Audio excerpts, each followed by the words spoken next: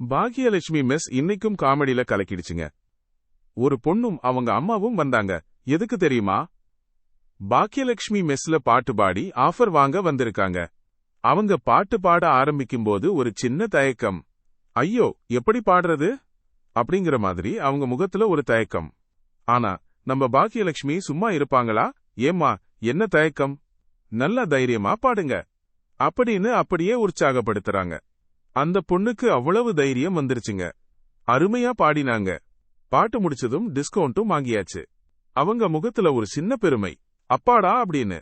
இதை வெளியில இருந்து பார்த்துட்டு இருந்த கோபி டக்குன்னு உள்ள வந்தாரு. எனக்கு சாப்பாடு வேணும் அப்படின்னு ஒரு கெத்து குரல்ல கேட்டாரு. கல்யாணம் பண்ணிக்க சொன்னது உனக்கு தெரியும்ல, அதுக்கு சாரிடா அப்படின்னு ரொம்ப வருத்தப்பட்டு சொல்றாங்க.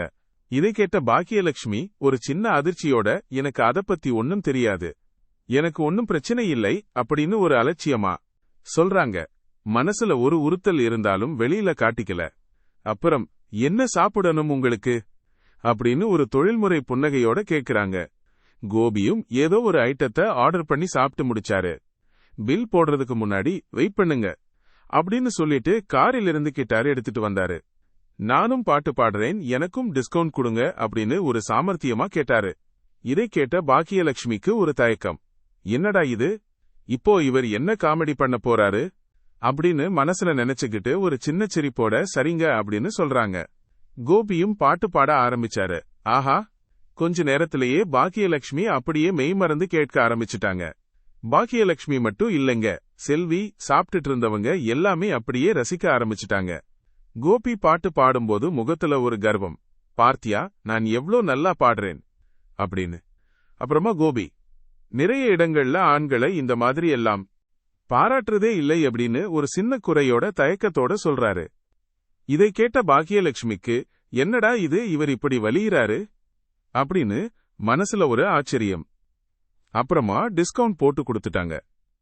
கோபியும் ஒரு திருப்தியோட கிளம்பிட்டாரு. இனியா வீட்டுல இனியாவுக்கு ஒரு பெரிய ஷாக் காத்திருந்துச்சு.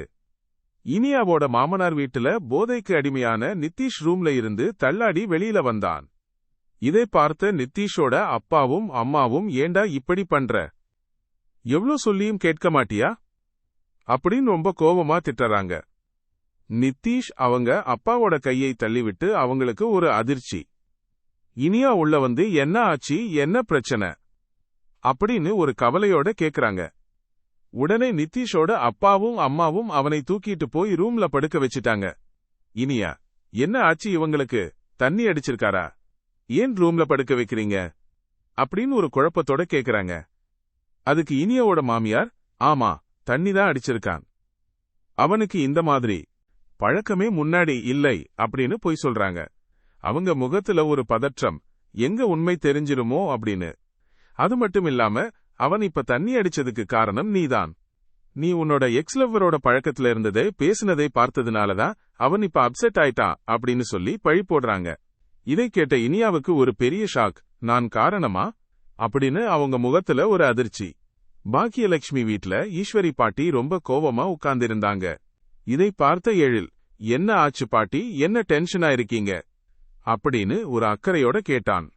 அதுக்கு ஈஸ்வரி, அதெல்லாம் ஒண்ணும் இல்லடா, போடா அப்படின்னு ஒரு எரிச்சலோட சொல்றாங்க. இதை பார்த்த பாக்கியலட்சுமி உள்ள வந்து, என்ன ஆச்சு உங்களுக்கு, நீங்க எப்பவுமே நிறைய விசாரிப்பீங்களே, நான் மெஸ்ஸிலிருந்து வந்த உடனே இன்னைக்கு என்ன ஒண்ணுமே பேசல அப்படின்னு ஒரு கேள்வியோட கேக்குறாங்க. அதுக்கு ஈஸ்வரி பாட்டி, நான் கோபிக்காக ராதிகா கிட்ட பேசினது உனக்கு வருத்தமா அப்படின்னு ஒரு வருத்தமான குரல்ல கேக்குறாங்க. அதுக்கு பாக்கியலட்சுமி ஒரு சின்ன புன்னகையோட, எனக்கு அதை பத்தி எந்த வருத்தமும் இல்லை, நீங்க கோபிக்கு வேற பொண்ணு பார்த்தா கூட எனக்கு அதை பத்தி எந்த கவலையும் இல்லை அப்படின்னு ஒரு உறுதியான குரல்ல சொல்றாங்க. அவங்க மனசுல எந்த கவலையும் இல்லைங்கிறதை அவங்க முகம் தெளிவா காட்டிச்சு. ட்ரெண்டிங் நண்பன் சேனலை சப்ஸ்கிரைப் பண்ணுங்க. இந்த வீடியோ பிடிச்சிருந்தா லைக் பண்ணுங்க.